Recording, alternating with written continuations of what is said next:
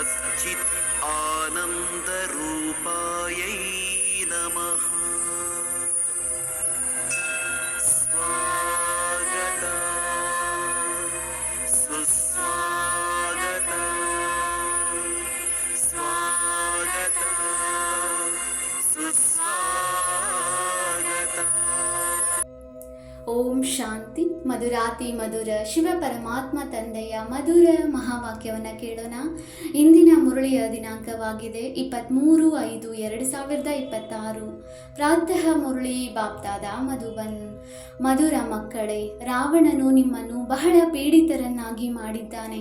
ಈಗ ನೀವು ಭಕ್ತರ ರಕ್ಷಕನಾದ ಭಗವಂತನು ನಿಮ್ಮ ಪೀಡೆಯನ್ನು ದೂರ ಮಾಡಲು ಬಂದಿದ್ದಾರೆ. ಪ್ರಶ್ನೆಯಾಗಿದೆ, ಸುಪುತ್ರ ಮಕ್ಕಳ ಮುಖ್ಯ 2 ಲಕ್ಷಣಗಳನ್ನು ತಿಳಿಸಿ. ಉತ್ತರ. ಪಾಯಿಂಟ್ ನಂಬರ್ 1, ಸುಪುತ್ರರು ಸದಾ ಮಾತಾಪಿತರನ್ನು ಫಾಲೋ ಮಾಡಿ ಸಿಂಹಾಸನಾಧೀಶರಾಗುತ್ತಾರೆ. ತೀವ್ರ ಪುರುಷಾರ್ಥದಲ್ಲಿ ತೊಡಗಿರುತ್ತಾರೆ.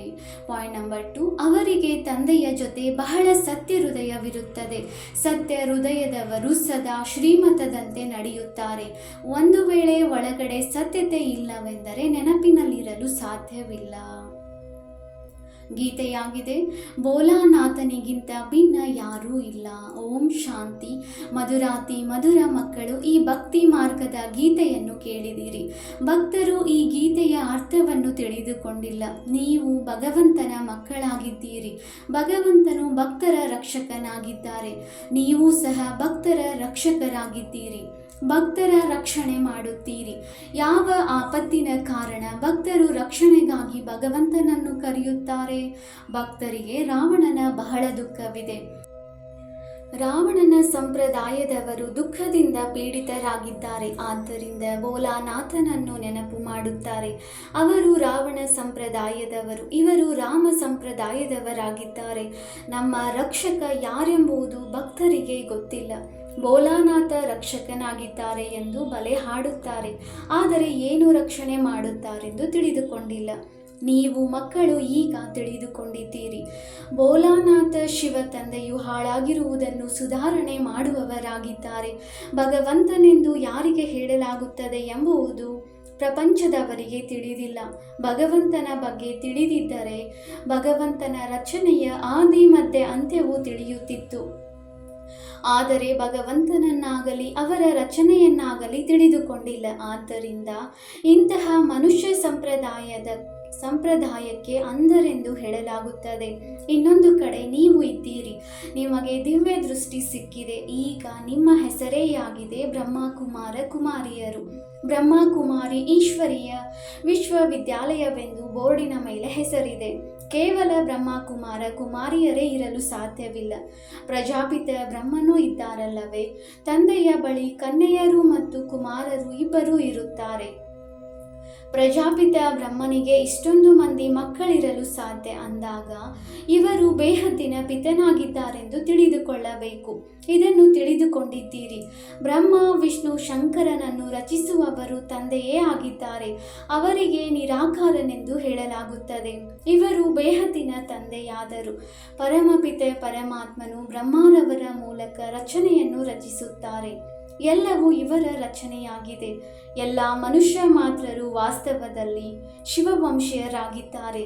ನೀವೀಗ ಬಂದು ಪ್ರಜಾಪಿತ ಬ್ರಹ್ಮನ ಸಂತಾನರಾಗಿದ್ದೀರಿ. ಇದು ಹೊಸ ರಚನೆಯಾಗಿದೆ.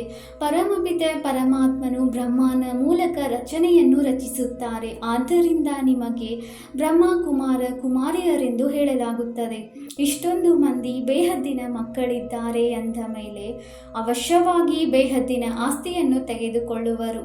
ಮಕ್ಕಳಿಗೆ ತಿಳಿದಿದೆ, ನಾವು ಬ್ರಹ್ಮಕುಮಾರ ಕುಮಾರಿಯರನ್ನು ಶಿವತಂದೆಯು ದತ್ತು ಮಾಡಿಕೊಂಡಿದ್ದಾರೆ. ಶಿವತಂದೆಯು ತಿಳಿಸುತ್ತಾರೆ, ನೀವು ನನ್ನ ಮಕ್ಕಳಾಗಿದ್ದೀರಿ. ನೀವಾತ್ಮರು ನಿರಾಕಾರಿಯಾಗಿದ್ದೀರಿ. ಆದರೆ ಜ್ಞಾನವಂತೂ ಸಾಕಾರದಲ್ಲಿ ಬೇಕಲ್ಲವೇ? ನೀವು ತಿಳಿದುಕೊಂಡಿದ್ದೀರಿ. ನಾವು ಆದಿ ಸನಾತನ ದೇವಿ ದೇವತಾ ಧರ್ಮದವರಾಗಿದ್ದೆವು. ಬ್ರಹ್ಮರವರ ಮೂಲಕ ರಚನೆಯು ಇಲ್ಲಿಯೇ ಆಗುತ್ತದೆ. ಇಲ್ಲಿಯೇ ಶಿವ ಜಯಂತಿಯನ್ನು ಆಚರಿಸಲಾಗುತ್ತದೆ. ಇಲ್ಲಿ ಮಗಧ ದೇಶದಲ್ಲಿಯೇ ಜನ್ಮ ತೆಗೆದುಕೊಂಡಿದ್ದಾರೆ. ತಂದೆಯು ತಿಳಿಸುತ್ತಾರೆ, ಈ ದೇಶವು ಬಹಳ ಪವಿತ್ರ ಸ್ವರ್ಗವಾಗಿತ್ತು. ಈಗ ಇದಕ್ಕೆ ನರಕ ಮಗಧ ದೇಶವೆಂದು ಹೇಳಲಾಗುತ್ತದೆ. ನಂತರ ಸ್ವರ್ಗವಾಗುವುದು. ನೀವು ಮಕ್ಕಳ ಬುದ್ಧಿಯಲ್ಲಿದೆ. ಶಿವ ತಂದೆಯು ನಮಗೆ ರಾಜಯೋಗವನ್ನು ಕಲಿಸಿ ಪವಿತ್ರರನ್ನಾಗಿ ಮಾಡುತ್ತಾರೆ. ಪತಿತ ಪಾವನ ಭಕ್ತರ ರಕ್ಷಕ ಭಗವಂತನೆಂದು ಹಾಡುತ್ತಾರೆ. ಭಕ್ತರೇ ಕೂಗುತ್ತಾರೆ. ಪತಿತರಾಗಿದ್ದರೂ ಸಹ ತಮ್ಮನ್ನು ಪತಿತರೆಂದು ತಿಳಿದುಕೊಳ್ಳುವುದಿಲ್ಲ. ತಂದೆಯು ತಿಳಿಸುತ್ತಾರೆ, ನೀವೆಲ್ಲರೂ ಪತಿತರಾಗಿದ್ದೀರಿ. ಸತ್ಯಯುಗಕ್ಕೆ ಪಾವನ ಪ್ರಪಂಚವೆಂದು, ಕಲಿಯುಗಕ್ಕೆ ಪತಿತ ಪ್ರಪಂಚವೆಂದು ಹೇಳಲಾಗುತ್ತದೆ. ತಂದೆಯು ನಿಮಗೆ ಎಲ್ಲ ಸತ್ಯ ಮಾತುಗಳನ್ನು ತಿಳಿಸುತ್ತಾರೆ. ಲಕ್ಷಾಂತರ ವರ್ಷಗಳ ವಸ್ತು ಯಾವುದೂ ಇರುವುದಿಲ್ಲ. ಮನುಷ್ಯರು ಘೋರ ಅಂಧಕಾರದಲ್ಲಿದ್ದಾರೆ. ಕಲಿಯುಗವು ಇನ್ನು ಚಿಕ್ಕ ಮಗುವಾಗಿದೆ ಎಂದು ತಿಳಿಯುತ್ತಾರೆ ಮತ್ತು ನೀವು ತಿಳಿದುಕೊಂಡಿದ್ದೀರಿ. ಮೃತ್ಯುವು ಸನ್ಮುಖದಲ್ಲಿ ನಿಂತಿದೆ. ಅಂಧಕಾರ ಮತ್ತು ಪ್ರಕಾಶತೆಯ ವರ್ಣನೆಯನ್ನು ಸಂಗಮದಲ್ಲಿಯೇ ಮಾಡಲಾಗುತ್ತದೆ. ನೀವೀಗ ಘೋರ ಪ್ರಕಾಶದಲ್ಲಿ ಬಂದಿದ್ದೀರಿ. ಸತ್ಯಯುಗದಲ್ಲಿ ನೀವು ಈ ವರ್ಣನೆ ಮಾಡಲು ಸಾಧ್ಯವಿಲ್ಲ. ಅಲ್ಲಿ ಈ ಜ್ಞಾನವೇ ಇರುವುದಿಲ್ಲ. ಈ ಸಮಯದಲ್ಲಿ ತಂದೆಯು ಕುಳಿತು ಮಕ್ಕಳಿಗೆ ತಿಳಿಸುತ್ತಾರೆ, ನೀವು ಸತ್ಯಯುಗದಲ್ಲಿ ಸೂರ್ಯವಂಶಿ ಮನೆತನದವರಾಗಿದ್ದೀರಿ. ಮತ್ತೆ ಅಂತ್ಯದಲ್ಲಿ ಬಂದು ಶೂದ್ರ ವಂಶೀಯರಾಗಿದ್ದೀರಿ. ಈಗ ಮತ್ತೆ ಬ್ರಾಹ್ಮಣ ವಂಶಿಗಳಾಗಿದ್ದೀರಿ. ನೀವೀಗ ಸರ್ವೋತ್ತಮ ಬ್ರಾಹ್ಮಣ ಕುಲದವರಾಗಿದ್ದೀರಿ. ಅತ್ಯುತ್ತಮರಾಗಿದ್ದೀರಿ. ಇದು ಈಶ್ವರೀಯ ಕುಲವಲ್ಲವೇ? ತಂದೆಯ ಬಳಿ ಬರುತ್ತಾರೆ. ಆಗ ತಂದೆಯು ಯಾರ ಬಳಿ ಬಂದಿದ್ದೀರಿ ಎಂದು ಕೇಳಿದಾಗ ತಂದೆಯ ಬಳಿ ಎಂದು ಹೇಳುತ್ತಾರೆ. ಇಬ್ಬರು ತಂದೆಯರಿದ್ದಾರೆ. ಒಬ್ಬರು ಲೌಕಿಕ, ಇನ್ನೊಬ್ಬರು ಪಾರಲೌಕಿಕ. ಎಲ್ಲ ಸಾಲಿಗ್ರಾಮಗಳ ತಂದೆ ಒಬ್ಬರೇ ಶಿವನಾಗಿದ್ದಾರೆ. ನಿಮ್ಮ ಬುದ್ಧಿಯಲ್ಲಿ ಈ ಜ್ಞಾನವು ಹನಿಯುತ್ತಿರುತ್ತದೆ. ನಾವು ಒಬ್ಬ ತಂದೆಯ ಮಕ್ಕಳಾಗಿದ್ದೇವೆ. ಅವರಿಂದ ಆಸ್ತಿಯನ್ನು ತೆಗೆದುಕೊಳ್ಳುತ್ತೇವೆ. ನಿರಾಕಾರ ತಂದೆಯು ಆಸ್ತಿಯನ್ನು ಸಾಕಾರದ ಮೂಲಕವೇ ಕೊಡುವವರಲ್ಲವೇ? ತಂದೆಯು ತಿಳಿಸುತ್ತಾರೆ, ನಾನು ಸಾಧಾರಣ ತನುವಿನಲ್ಲಿ ಬಂದು ಪ್ರವೇಶ ಮಾಡುತ್ತೇನೆ. ಈಗ ತಂದೆಯು ಮಕ್ಕಳಿಗೆ ಹೇಳುತ್ತಾರೆ, ಮಕ್ಕಳೇ, ದೇಹಿ ಅಭಿಮಾನಿ ಭವ. ತಮ್ಮನ್ನು ಆತ್ಮನೆಂದು ತಿಳಿಯಿರಿ. ಈ ದೇಹವು ವಿನಾಶಿ, ಆತ್ಮವು ಅವಿನಾಶಿಯಾಗಿದೆ. ಆತ್ಮವೇ 84 ಜನ್ಮಗಳನ್ನು ತೆಗೆದುಕೊಳ್ಳಬೇಕಾಗುತ್ತದೆ. ದೇಹವಲ್ಲ. ದೇಹವಂತೂ ಬದಲಾಗುತ್ತಿರುತ್ತದೆ. ಮತ್ತೆ ಅನ್ಯ ಮಿತ್ರ ಸಂಬಂಧಿಗಳು ಸಿಗುತ್ತಾರೆ. ಪರಮಪಿತ ಪರಮಾತ್ಮನ ಮೂಲಕ ಈಗ ಆತ್ಮವು ಬೇಹದ್ದಿನ ತಂದೆಯಿಂದ ಆಸ್ತಿಯನ್ನು ತೆಗೆದುಕೊಳ್ಳಬೇಕಾಗಿದೆ. ನೀವೇ ಕೇಳಿದ ನಂತರ ಧಾರಣೆ ಮಾಡಿಕೊಳ್ಳುತ್ತೀರಿ. ನಿಮ್ಮ ಆತ್ಮದಲ್ಲಿ ಸಂಸ್ಕಾರವಿದೆ. ಶರೀರದ ಸಂಸ್ಕಾರವೆಂದು ಹೇಳುವುದಿಲ್ಲ. ಸಂಸ್ಕಾರವು ಆತ್ಮದಲ್ಲಿಯೇ ಇರುತ್ತದೆ. ನಿಮ್ಮ ಆತ್ಮನ ಸಂಸ್ಕಾರವು ತಮೋ ಪ್ರಧಾನವಾಗಿದೆ. ಅದನ್ನು ಈಗ ಪರಿವರ್ತನೆ ಮಾಡಿಕೊಳ್ಳಬೇಕಾಗಿದೆ. ಕಾಯ ಕಲ್ಪತರು ಎಂದು ಹೇಳಲಾಗುತ್ತದೆ. ಕಾಯವು ಕಲ್ಪವೃಕ್ಷದ ಸಮಾನ ಆಗುತ್ತದೆ. ದೀರ್ಘಾಯಸ್ಸು ಇರುತ್ತದೆ. ನೀವು ತಿಳಿದುಕೊಂಡಿದ್ದೀರಿ. ಇಲ್ಲಂತೂ ಆಯಸ್ಸು ಬಹಳ ಕಡಿಮೆ ಇದೆ. ಚಿಕ್ಕ ವಯಸ್ಸಿನಲ್ಲಿಯೇ ಕುಳಿತಿದ್ದಂತೆಯೇ ಅಕಾಲ ಮೃತ್ಯುವಾಗಿ ಬಿಡುತ್ತದೆ. ನೀವೀಗ ಕಾಲದ ಮೇಲೆ ಜಯ ಗಳಿಸುತ್ತೀರಿ. ಅಲ್ಲಿ ಕಾಲವೆಂದು ಕಬಳಿಸುವುದಿಲ್ಲ. ಆ ಕಾಲದಲ್ಲಿ ಶರೀರ ಬಿಡುವುದಿಲ್ಲ. ಈಗ ಈ ಶರೀರಕ್ಕೆ ವಯಸ್ಸಾಯಿತು. ಇದನ್ನು ಬಿಟ್ಟು ಹೊಸದನ್ನು ತೆಗೆದುಕೊಳ್ಳಬೇಕೆಂದು ತಿಳಿದುಕೊಂಡಿರುತ್ತೀರಿ. ಶರೀರ ಬಿಡುವ ಸಮಯದಲ್ಲಿಯೂ ಅಲ್ಲಿ ವಾದ್ಯಗಳು ಮೊಳಗುತ್ತವೆ. ಜನ್ಮ ಪಡೆಯುವ ಸಮಯದಲ್ಲಿಯೂ ಮೊಳಗುತ್ತವೆ. ಅಲ್ಲಿ ಅಳುವ ಮಾತೇ ಇರುವುದಿಲ್ಲ. ನಿಮಗೆ ಭ್ರಮರಿಯ ಉದಾಹರಣೆಯನ್ನು ತಿಳಿಸಲಾಗುತ್ತದೆ. ನೀವು ಬ್ರಾಹ್ಮಣಿಯರಾಗಿದ್ದೀರಿ. ಬ್ರಾಹ್ಮಣಿ ಮತ್ತು ಭ್ರಮರಿಯ ರಾಶಿಯು ಹೋಲುತ್ತದೆ. ಯಾವ ಕೆಲಸವನ್ನು ಭ್ರಮರಿ ಮಾಡುತ್ತದೆಯೋ ಅದನ್ನೇ ನೀವು ಮಾಡುತ್ತೀರಿ. ಅದ್ಭುತವಲ್ಲವೇ? ಭ್ರಮರಿಯ ಉದಾಹರಣೆ, ಸರ್ಪದ ಉದಾಹರಣೆ, ಆಮೆಯ ಉದಾಹರಣೆ ಎಲ್ಲವೂ ಶಾಸ್ತ್ರಗಳಲ್ಲಿವೆ. ಸನ್ಯಾಸಿಗಳು ಸಹ ಈ ಉದಾಹರಣೆ ತಿಳಿಸುತ್ತಾರೆ. ಈಗ ನೀವು ಮಕ್ಕಳು ತಂದೆಯ ಮೂಲಕ ಇದೆಲ್ಲವನ್ನು ತಿಳಿದುಕೊಳ್ಳುತ್ತಿದ್ದೀರಿ. ಅದಂತೂ ಭಕ್ತಿ ಮಾರ್ಗವಾಯಿತು. ಕಳೆದು ಹೋಗಿದ್ದರ ಗಾಯನ ಮಾಡುವುದು, ಇದು ಮತ್ತೆ ನಂತರದಲ್ಲಿ ಗಾಯನವಾಗುತ್ತದೆ. ಈ ಸಮಯದಲ್ಲಿಯೇ ತಂದೆಯು ಈ ತನುವಿನಲ್ಲಿ ಬರುತ್ತಾರೆ. ಈ ಬ್ರಹ್ಮರವರಿಗೆ ಭಗವಂತನೆಂದು ಹೇಳಲಾಗುವುದಿಲ್ಲ. ಅದಂತೂ ಅಂಧಶ್ರದ್ಧೆಯಾಗುತ್ತದೆ. ಇಂತಹ ಮನುಷ್ಯರು ಇದ್ದಾರೆ. ರಾಮನನ್ನು ಕೃಷ್ಣನನ್ನು ಭಗವಂತನೆಂದು ತಿಳಿಯುತ್ತಾರೆ. ಕೃಷ್ಣನಿಗೂ ರಾಮನಿಗೂ ಸರ್ವವ್ಯಾಪಿ ಹೇಳಿಬಿಡುತ್ತಾರೆ. ಕೆಲವರು ಕೃಷ್ಣ ಪಂಥದವರು, ಕೆಲವರು ರಾಧೆಯ ಪಂಥದವರಿರುತ್ತಾರೆ. ರಾಧೆಯ ಪಂಥದವರು ಎಲ್ಲಿ ನೋಡಿದರಲ್ಲಿ ರಾಧೆಯೇ ರಾಧೆ ಎಂದು ಹೇಳುತ್ತಾರೆ. ಕೃಷ್ಣ ಪಂಥದವರು ಎಲ್ಲ ಕಡೆಯೂ ಕೃಷ್ಣನೇ ಕೃಷ್ಣನಿದ್ದಾನೆಂದು, ರಾಮ ಪಂಥದವರು ರಾಮನೇ ರಾಮನೆಂದು ಹೇಳುತ್ತಾರೆ. ರಾಮನು ಕೃಷ್ಣನಿಗಿಂತ ದೊಡ್ಡವನೆಂದು ತಿಳಿಯುತ್ತಾರೆ. ಏಕೆಂದರೆ ರಾಮನನ್ನು ತ್ರೇತಾಯುಗದಲ್ಲಿಯೂ ಕೃಷ್ಣನನ್ನು ದ್ವಾಪರ ಯುಗಕ್ಕೆ ತೆಗೆದುಕೊಂಡು ಹೋಗಿದ್ದಾರೆ. ಎಷ್ಟೊಂದು ಅಜ್ಞಾನವಿದೆ. ಈಗ ತಂದೆಯು ನೀವು ಮಕ್ಕಳಿಗೆ ತಿಳಿಸುತ್ತಿದ್ದಾರೆ. ಎಷ್ಟೊಂದು ಮಂದಿ ಬ್ರಹ್ಮ ಕುಮಾರ ಕುಮಾರಿಯರಿದ್ದಾರೆಂದರೆ ಅವಶ್ಯವಾಗಿ ಬೇಹದ್ದಿನ ತಂದೆಯೂ ಇರುವರು. ನೀವು ಯಾರೊಂದಿಗಾದರೂ ಕೇಳಿರಿ, ಪ್ರಜಾಪಿತ ಬ್ರಹ್ಮನ ಹೆಸರನ್ನು ಎಂದಾದರೂ ಕೇಳಿದ್ದೀರಾ? ತಂದೆಯು ಸ್ವರ್ಗದ ಹೊಸ ರಚನೆಯನ್ನು ರಚಿಸಿದ್ದಾರೆ. ಬ್ರಹ್ಮರವರ ಮೂಲಕ ಬ್ರಾಹ್ಮಣರೆಂದು ಗಾಯನವಿದೆ. ಎಲ್ಲಿಯವರೆಗೆ ನೀವೆಲ್ಲ ಬ್ರಾಹ್ಮಣರು ಬ್ರಹ್ಮ ಮುಖ ವಂಶಾವಳಿ ಆಗುವುದಿಲ್ಲವೋ ಅಲ್ಲಿಯವರೆಗೆ ತಾತನಿಂದ ಆಸ್ತಿಯನ್ನು ತೆಗೆದುಕೊಳ್ಳಲು ಸಾಧ್ಯವಿಲ್ಲ. ಬೇಹದ್ದಿನ ಮಕ್ಕಳು ಬೇಹದ್ದಿನ ಆಸ್ತಿಯನ್ನು ತಂದೆಯಿಂದಲೇ ತೆಗೆದುಕೊಳ್ಳುತ್ತೀರಿ. ಅವಶ್ಯವಾಗಿ ತೆಗೆದುಕೊಂಡಿದ್ದೀರಿ. ಸ್ವರ್ಗವಾಸಿಗಳಾಗಿದ್ದೀರಿ. ಈಗ ನರಕವಾಸಿಗಳಾಗಿ ಬಿಟ್ಟಿದ್ದೀರಿ. ಈಗ ಪುನಃ ಪ್ರಜಾಪಿತ ಬ್ರಹ್ಮರವರ ಮೂಲಕ ಪರಮಪಿತ ಪರಮಾತ್ಮನು ವಿಷ್ಣುಪುರಿ ಸ್ವರ್ಗವನ್ನು ರಚಿಸುತ್ತಿದ್ದಾರೆ. ಎಷ್ಟೊಂದು ಸಹಜವಾಗಿದೆ. ಶಿವ ತಂದೆಯು ಕೇಳುತ್ತಾರೆ, ಮೊದಲು ನಿಮಗೆ ಈ ಜ್ಞಾನವಿತ್ತೆ? ಇವರ ಬ್ರಹ್ಮರವರ ಆತ್ಮವು ಹೇಳುತ್ತದೆ, ನನ್ನಲ್ಲಿಯೂ ಈ ಜ್ಞಾನವಿರಲಿಲ್ಲ. ನಾನು ಸಹ ವಿಷ್ಣುವಿನ ಪೂಜಾರಿಯಾಗಿದ್ದೇನು. ನಾನು ಪೂಜ್ಯನಾಗಿದ್ದೇನು. ಈಗ ಬಂದು ಪೂಜಾರಿಯಾಗಿದ್ದೇನೆ. ಈಗ ಪುನಃ ತಂದೆಯು ಬಂದು ಪೂಜಾರಿಯಿಂದ ಪೂಜ್ಯ ದೇವತೆಯನ್ನಾಗಿ ಮಾಡುತ್ತಿದ್ದಾರೆ. ನೀವು ಮಕ್ಕಳಿಗೆ ಆಂತರ್ಯದಲ್ಲಿ ಖುಷಿ ಇರಬೇಕು. ಪರಮಪಿತ ಪರಮಾತ್ಮನು ಬಂದು ನಮ್ಮನ್ನು ದತ್ತು ಮಾಡಿಕೊಂಡಿದ್ದಾರೆ. ಮನುಷ್ಯರು ಮನುಷ್ಯರನ್ನು ದತ್ತು ಮಾಡಿಕೊಳ್ಳುತ್ತಾರಲ್ಲವೇ? ಯಾರಿಗೆ ತಮ್ಮ ಮಕ್ಕಳಿರುವುದಿಲ್ಲವೋ ಅವರು ದತ್ತು ಮಾಡಿಕೊಳ್ಳುತ್ತಾರಲ್ಲವೇ? ಇಂಥವರು ಅನೇಕರಿದ್ದಾರೆ. ಈಗ ತಂದೆಗೆ ತಿಳಿದಿದೆ, ನನ್ನ ಮಕ್ಕಳೆಲ್ಲರೂ ರಾವಣನಿಗೆ ವಶವಾಗಿ ಬಿಟ್ಟಿದ್ದಾರೆ. ಆದ್ದರಿಂದ ನಾನು ಬಂದು ಪುನಃ ದತ್ತು ತೆಗೆದುಕೊಳ್ಳಬೇಕಾಗುತ್ತದೆ. ಬ್ರಹ್ಮರವರ ಮೂಲಕ ತನ್ನ ಮಕ್ಕಳನ್ನು ದತ್ತು ಮಾಡಿಕೊಳ್ಳುತ್ತಾರೆ. ಇದು ಎಷ್ಟು ಅದ್ಭುತವಾಗಿದೆ. ಶಿವ ತಂದೆಯು ನಮ್ಮನ್ನು ಬ್ರಹ್ಮರವರ ಮೂಲಕ ದತ್ತು ಮಾಡಿಕೊಂಡಿದ್ದಾರೆಂದು ನೀವೇ ತಿಳಿದುಕೊಂಡಿದ್ದೀರಿ. ತಂದೆಯು ತಿಳಿಸುತ್ತಾರೆ, ನಾನು ನಿಮಗೆ ಬೇಹದ್ದಿನ ಸುಖದ ಆಸ್ತಿಯನ್ನು ಕೊಡುವುದಕ್ಕಾಗಿ ನೀವು ಮಕ್ಕಳನ್ನು ದತ್ತು ಮಾಡಿಕೊಂಡಿದ್ದೇನೆ. ಈ ಬ್ರಹ್ಮರವರಂತೂ ಆಸ್ತಿಯನ್ನು ಕೊಡಲು ಸಾಧ್ಯವಿಲ್ಲ. ಈ ಪ್ರಜಾಪಿತ ಬ್ರಹ್ಮನು ಮನುಷ್ಯನಲ್ಲವೇ? ಮನುಷ್ಯರು ಈ ಜ್ಞಾನವನ್ನು ಕೊಡುವುದಿಲ್ಲ. ಜ್ಞಾನ ಸಾಗರ ನಿರಾಕಾರ ಪರಮಪಿತ ಪರಮಾತ್ಮನೇ ಕುಳಿತು ಈ ಜ್ಞಾನವನ್ನು ಕೊಡುತ್ತಾರೆ. ಬ್ರಹ್ಮನಿಗಾಗಲಿ ವಿಷ್ಣುವಿಗಾಗಲಿ ಜ್ಞಾನ ಸಾಗರನೆಂದು ಹೇಳಲಾಗುವುದಿಲ್ಲ. ಈ ಮೂವರ ಮಹಿಮೆಯು ಭಿನ್ನವಾಗಿದೆ. ಜ್ಞಾನ ಸಾಗರ ಪತಿತ ಪಾವನನು ಒಬ್ಬರೇ ತಂದೆಯಾಗಿದ್ದಾರೆ. ಇಡೀ ಪ್ರಪಂಚದ ಮನುಷ್ಯ ಮಾತ್ರರು ಅವರನ್ನು ಕರೆಯುತ್ತಾರೆ. ಇಂಗ್ಲಿಷ್ನಲ್ಲಿಯೂ ಅವರು ಲಿಬರೇಟರ್ ಆಗಿದ್ದಾರೆಂದು ಹೇಳುತ್ತಾರೆ. ಯಾರಿಂದ ದುಃಖವು ಸಿಗುತ್ತದೆಯೋ ಅವರಿಂದ ಲಿಬರೇಟ್ ಮಾಡಲಾಗುತ್ತದೆ, ಮುಕ್ತಿ ಮಾಡಲಾಗುತ್ತದೆ. ತಂದೆಯೂ ಸಹ ಇಲ್ಲಿ ಬಂದು ರಾವಣನಿಂದ ಲಿಬರೇಟ್ ಮಾಡುತ್ತಾರೆ. ಲಿಬರೇಟ್ ಅಂತ ಹೇಳಿದರೆ ಮುಕ್ತಿ ಕೊಡುವುದು. ರಾವಣನಿಂದ ಲಿಬರೇಟ್, ರಾವಣನಿಂದ ಮುಕ್ತಿ ಮಾಡುತ್ತಾರೆ.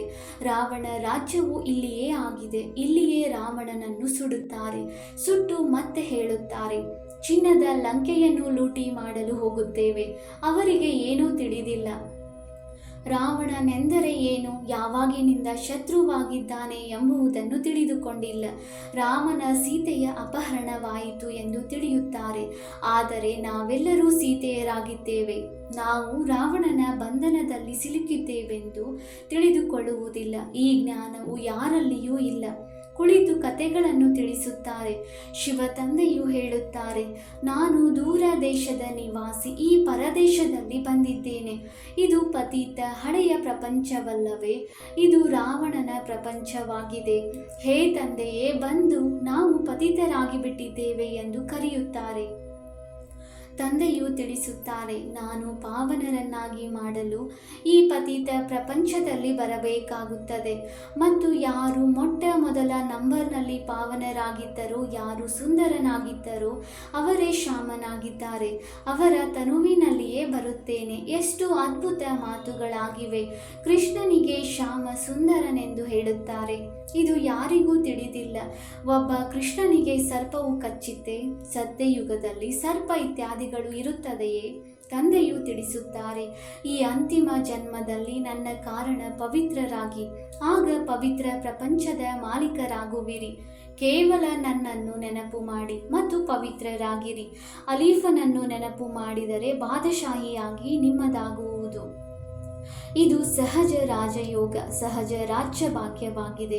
ಮಗು ಜನ್ಮ ಪಡೆದನೆಂದರೆ ಆಸ್ತಿಗೆ ಹಕ್ಕುದಾರನಾಗಲು ಇಲ್ಲಿಯೂ ಸಹ ಮಕ್ಕಳು ತಿಳಿದುಕೊಂಡಿದ್ದೀರಿ.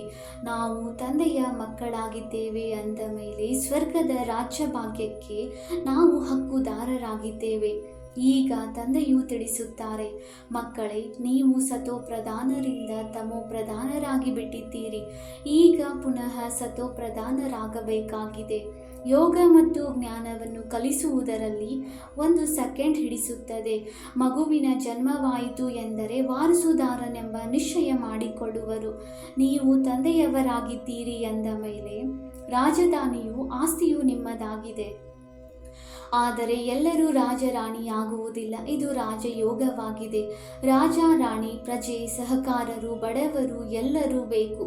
ಆದ್ದರಿಂದ ರುದ್ರಮಾಲೆಯು ಮಾಡಲ್ಪಟ್ಟಿದೆ. ಯಾವುದನ್ನು ಭಕ್ತಿ ಮಾರ್ಗದಲ್ಲಿ ಜಪಿಸುತ್ತಾರೆ. ನಾವು ರಾಜಯೋಗವನ್ನು ಕಲಿಯಲು ಬಂದಿದ್ದೇವೆ. ಮಾತಾಪಿತರನ್ನು ಫಾಲೋ ಮಾಡಿ ಮೊಟ್ಟ ಮೊದಲು ಸೂರ್ಯವಂಶಿ, ನಂತರ ಚಂದ್ರವಂಶೀಯರಾಗುತ್ತೇವೆ ಎಂದು ತಿಳಿದುಕೊಂಡಿದ್ದೀರಿ.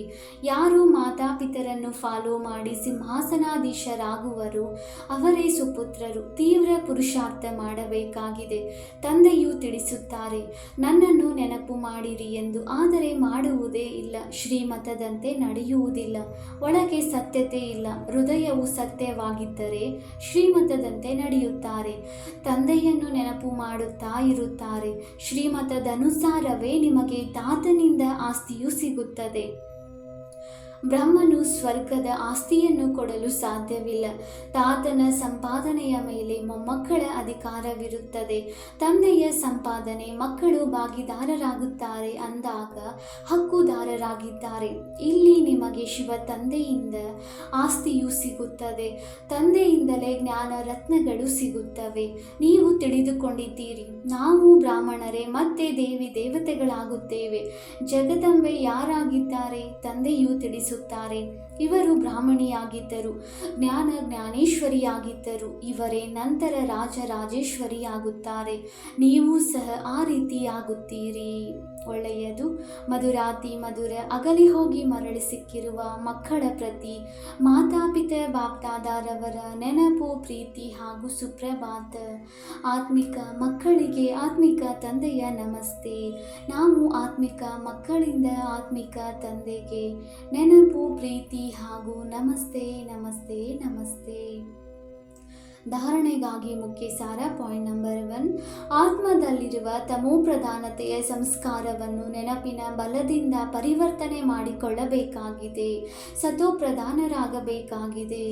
ಪಾಯಿಂಟ್ ನಂಬರ್ 2, ತಂದೆಯಿಂದ ರಾಜಧಾನಿಯ ಆಸ್ತಿಯನ್ನು ತೆಗೆದುಕೊಳ್ಳಲು ಸದಾ ಸುಪುತ್ರರಾಗಿ ಶ್ರೀಮತದಂತೆ ನಡೆಯಬೇಕಾಗಿದೆ.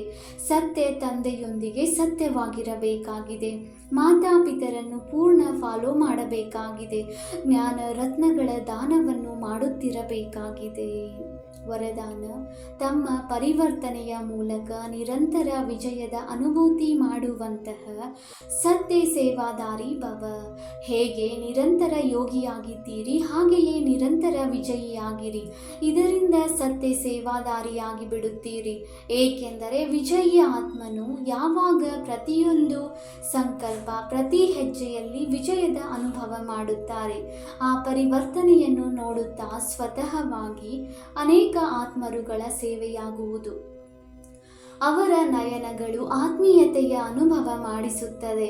ಚಲನೆಯು ತಂದೆಯ ಚರಿತ್ರೆಯ ಸಾಕ್ಷಾತ್ಕಾರ ಮಾಡಿಸುತ್ತದೆ. ಮಸ್ತಕದಿಂದ ಮಸ್ತಕ ಮಣಿಯ ಸಾಕ್ಷಾತ್ಕಾರವಾಗುತ್ತದೆ. ಈ ರೀತಿ ತಮ್ಮ ಅವ್ಯಕ್ತ ಚಹರೆಯಿಂದ ಸೇವೆ ಮಾಡುವಂತಹ ವಿಶೇಷ ಆತ್ಮನನ್ನೇ ಸತ್ಯ ಸೇವಾದಾರಿ ಎಂದು ಹೇಳಲಾಗುತ್ತದೆ. ಸ್ಲೋಗನ್: ವಿಶೇಷತೆಗಳು ಅಥವಾ ಗುಣವು ದಾತನ ಕೊಡುಗೆಯಾಗಿದೆ, ದಾತನನ್ನು ನೋಡಿ ವ್ಯಕ್ತಿಯನ್ನಲ್ಲ. ಅವ್ಯಕ್ತ ಸೂಚನೆ: ಸದಾ ಅಚಲ ಅಡೋಲ ಏಕರಸ ಸ್ಥಿತಿಯ ಅನುಭವ ಮಾಡಿ. ಸಮಯ ಪ್ರಮಾಣ: ಈಗ ಸದಾ ಅಚಲ ಅಡೋಲ ಸರ್ವ ಖಜಾನೆಗಳಿಂದ ಸಂಪನ್ನರಾಗಿ ಸ್ವಲ್ಪವೂ ಸಹ ಏರುಪೇರು ಆಗುತ್ತೀರಿ ಎಂದರೆ ಸರ್ವ ಖಜಾನೆಗಳ ಅನುಭವ ಆಗುವುದಿಲ್ಲ. ತಂದೆಯ ಮೂಲಕ ಸಿಕ್ಕಿರುವ ಖಜಾನೆಗಳನ್ನು ಸದಾ ಕಾಯಮಾಗಿ ಇಟ್ಟುಕೊಳ್ಳುವ ಸಾಧನವಾಗಿದೆ ಸದಾ ಅಚಲ ಅಡೋಲರಾಗಿ ಇರುವುದು.